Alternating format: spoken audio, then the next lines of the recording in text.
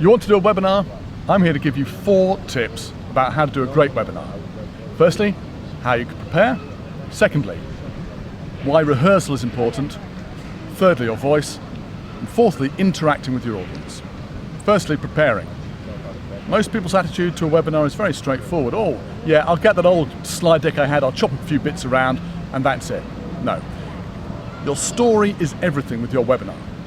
You have to have a clear structure, and you have to provide for an audience which has an attention span that's very limited. Not because we're all flighty these days, we've all got too much to do. And most people listening to a webinar, they're probably 7 seconds and 2 clicks away from getting to their email. So keep them on board with a clear structure that's very well put over. Make sure you've got some interaction, which we'll come to on point 4, every so often, and make sure that you have nothing redundant in there. If it doesn't tell the story, leave it out. Make sure your structure reflects that. People can't remember more than 3 to 5 things, and I've chosen 4 things in this presentation. Make sure you've got no more than 5 things on your agenda as part of your story, so that everyone can keep it in their heads as they're listening to you. The second thing is making sure that you rehearse properly. Rehearsal is crucial. It's crucial because as you put your story together, you think it's going to work. Only by actually talking through it will you understand whether you have the right words or not. And it is too late on the day when you're doing your webinar to actually go through those words.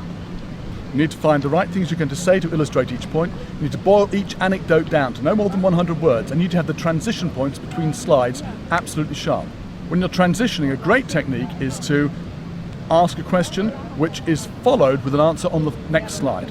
That way people are sitting forward, listening, ready and eager to hear what you've got to say. First 2 points then, get your story right in preparation. Secondly, make sure that you are prepared through rehearsal. Your third point is your voice.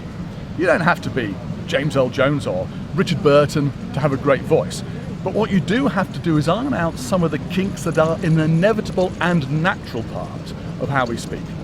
And one thing you need to do is to iron out the kinks which are a natural part of speaking. Those are the ums and ers which actually make up something like 10% of conversation. If you listen to somebody speaking, they will naturally and why?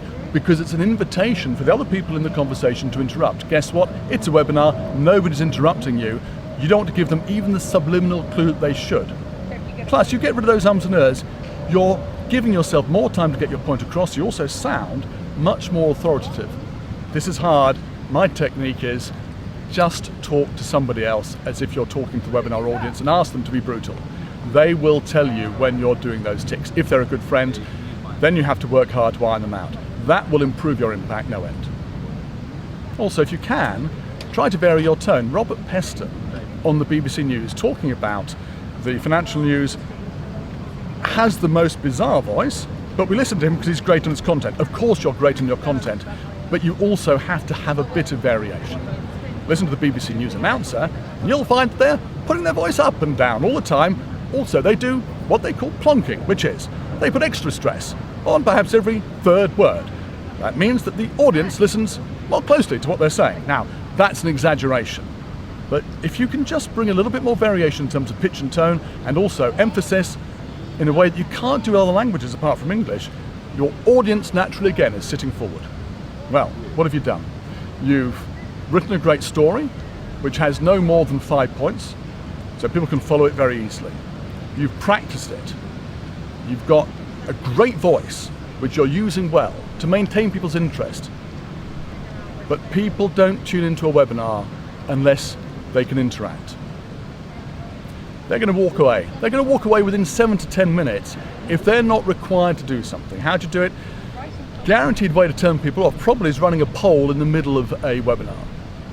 Which of you, blah, blah, blah, blah, fill in this question, bang. Suddenly, the question goes up and you're asked to choose between, I don't know, 4 or 5 answers.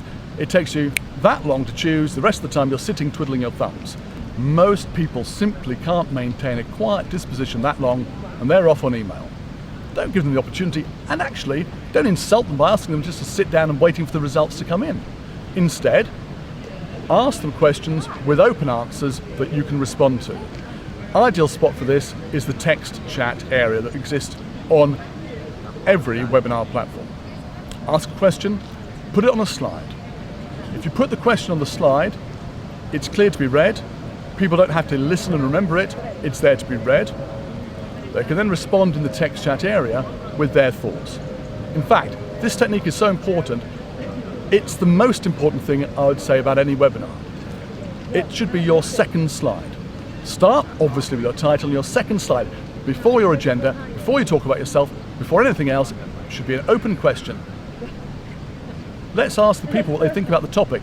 That gives you two great advantages. Firstly, you've given people permission to talk. They now know it's okay to pitch in. And also, second point, they're sitting forward. When's this person going to ask a question again? They're ready to pitch in and be part of the webinar. 4 things, I'm sure by now you know what they are because I've used repetition to try to get the point across. Firstly, prepare. Get your story right. Secondly, make sure that you practice. Thirdly, use your voice effectively.